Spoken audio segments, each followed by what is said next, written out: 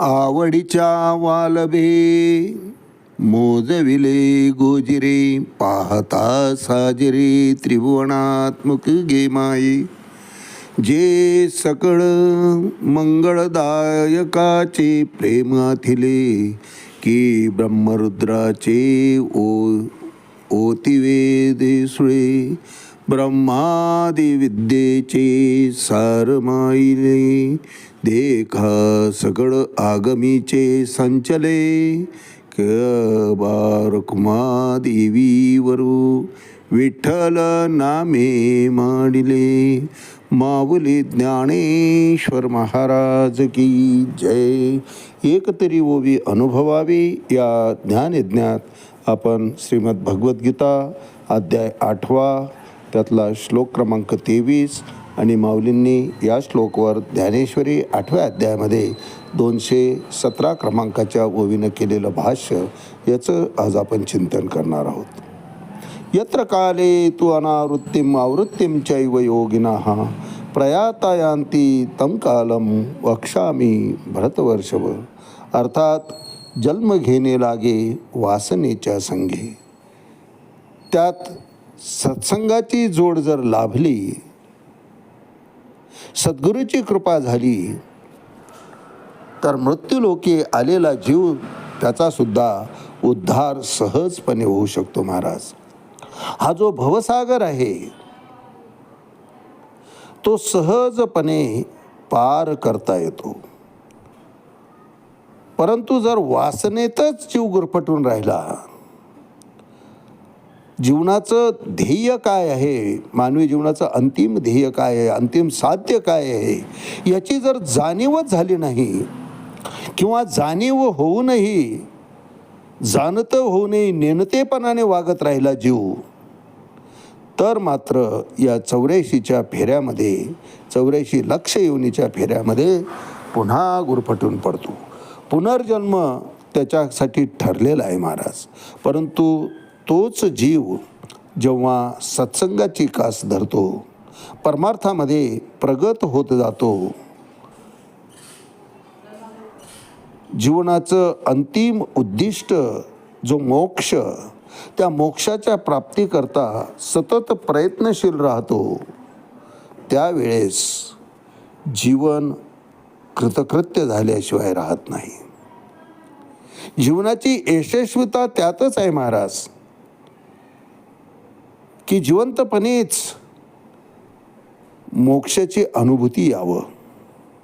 आणि हे अवघड असलं तरी अशक्य नाही महाराज. वैराग्य प्राप्त झालं, वृत्ती संन्यस्त झाली की मुक्तानंद आपोआप वाट्याला येत असतो. स्थित प्रज्ञ आम्हाला होता आलं पाहिजे.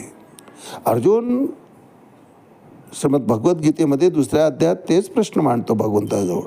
कारण भगवंत म्हणतात, अर्जुना स्थितप्रज्ञ हो, स्थितप्रज्ञ हो, योगी हो. अर्जुन म्हणतो, देवा हा योगी असतो कसा? स्थितप्रज्ञस्य का भाषा, समाधिस्तस्य केशव, स्थितधीर किम प्रभाषेत, किमाशीत व्रजेत किम. तो असतो कसा, तो बोलतो कसा, तो वागतो कसा? हे सगळे गुणधर्म समजून घेऊन अर्जुनाला त्याप्रमाणे आपण व्हावं अशी इच्छा त्या ठिकाणी त्याची प्रकट झालेली आहे महाराज. म्हणून तर सर्वार्थानं शरण जाऊन भगवंतचरणी लीन होऊन अर्जुन म्हणतो की यच्छ्रेयसान्निश्चितं ब्रूहि तन्मे शिष्यस्तेऽहं स्यादिमां त्वां प्रपन्नम. पूर्ण अर्थानं देवा मी शरण आलो आहे, काया वाचा मनानं मी तुमच्या ठिकाणी शरण आलो आहे. माझ्या हिताचं काय आहे ते सांगा, ते कृपया मला सांगा. आणि हे विनवणी करत असताना अर्जुन मी आणि माझं हे सगळं सोडून बोलतो आहे, संन्यस्त वृत्तीनं बोलतो आहे, निरंक होऊन बोलतो आहे, अज्ञानी म्हणून बोलतो आहे की मला काहीच कळत नाही. कार्पण्य दोषोपस्वभाव प्रच्छामी त्वां धर्मसम्मूढ चेता. माझं गोंधळ झालेला आहे, माझ्या ठिकाणी कलह निर्माण झालेला आहे की मी काय करावं आणि काय करू नये हेच देवा मला कळत नाही. भगवंताच्या ठिकाणी असं निरंक होऊन जावं लागतं महाराज. अज्ञानी म्हणून जावं लागतं. सद्गुरूकडे सुद्धा अज्ञानी म्हणून जावं लागतं. मिरवण्याकरता तिथं जायचं नसतं. मिरवलं तर सद्गुरूची कृपा कधीच प्राप्त होत नाही. आणि मग सद्गुरूची कृपा प्राप्त झाली नाही तर भगवंत प्राप्तीही होत नाही. तेची माझे हित करीती सकळ जेणे हा गोपाळ समागली. या भगवंताची प्राप्ती व्हायची असेल तर त्यांचीच कृपा व्हावी लागते. संतांचे चरणी हा माझा विश्वास, सर्व भावे दास झालो त्यांचा, तुकोबाराय म्हणतात की म्हणून तर सर्व भावानं मी सद्गुरूच्या ठिकाणी शरण गेलो आहे, संतांच्या ठिकाणी शरण गेलो आहे. कारण तेची माझे हित करीती सकळ जेणे हा गोपाळ कृपा करे. या भगवंताची कृपा प्राप्त करायची असेल तर सद्गुरूची कृपा आधी प्राप्त करता आली पाहिजे, संतांची कृपा आधी प्राप्त करता आली पाहिजे महाराज. ते एकदा साध्य झालं की जीवनाचं वर्म कळतं, विवेक जागृत होतो, सारासार विचार सुरू होतो. सार काय आहे, असार काय आहे, आलो कशा करताय, काय करायला पाहिजे, काय करतो आहे, जायचं कुठं आहे, या सगळ्या प्रश्नांची उकल होते. आणि ही उकल एकदा झाली रे झाली की मग निर्वाणी गोविंद असे मागे पुढे. मग भगवंत त्याचा स्वीकार करतो, काहीच साकडे पडून येते. मग त्याला करण्यासारखं असं काहीच राहत नाही महाराज. जे करतं तो परमात्मा करून घेत असतो, काहीच साकडे पडून येते. मागे पुढे उभा राहे सांभाळिता आलिया आगात निवाराया. त्यांचा योगक्षेम सुद्धा भगवंत जाणतो. योगक्षेम त्यांचे जाणे जड भारी, वाट दावी करी धरून या. रस्ता चुकूच देत नाही महाराज. परमार्थाच्या वाटेला परमात्मा स्वतः अशा भक्ताला घेऊन जात असतो. यावर भाष्य करताना माऊली ज्ञानेश्वरी 8वा अध्याय त्यातला ओवी 217 क्रमांकाच्या ओवीने म्हणतात, तव तव श्लेषाचे चिखली चेतनाचे बुडोनी गेली, तेथ मागिली पुढिली हे ठेली चेतना आठवण सहजे. अर्थात जेव्हा जठराग्नी शांत होऊन जातो त्यावेळेस सर्व काही संपलेलं असतं महाराज. जिवंतपणी काय काय करावं अशा मोहात पडलेला जीव निपचित तो देह पडलेला असतो. कारण प्राणोत्क्रमण झालेलं असतं. चैतन्य या जड देहाला सोडून गेलेलं असतं. आणि त्यावेळेस त्या देहातील त्या चिखलात ती चेतनाच बुडून गेलेली असते महाराज. चैतन्य निघून गेल्यामुळे चैतना पूर्णपणे नाहीशी होते. त्यामुळं त्या कफवृत्तीच्या त्या कपाच्या चिखलामध्ये ती चेतना नष्ट होऊन तिथं मागील व पुढील गोष्टीचं जे काही स्मरण आहे तेही राहत नाही महाराज. कारण चेतनाच नाही म्हटल्यावर बाकीचा प्रश्नच येत नाही. बाकीचे व्यवहार त्या शरीराकडून होतच नाही महाराज.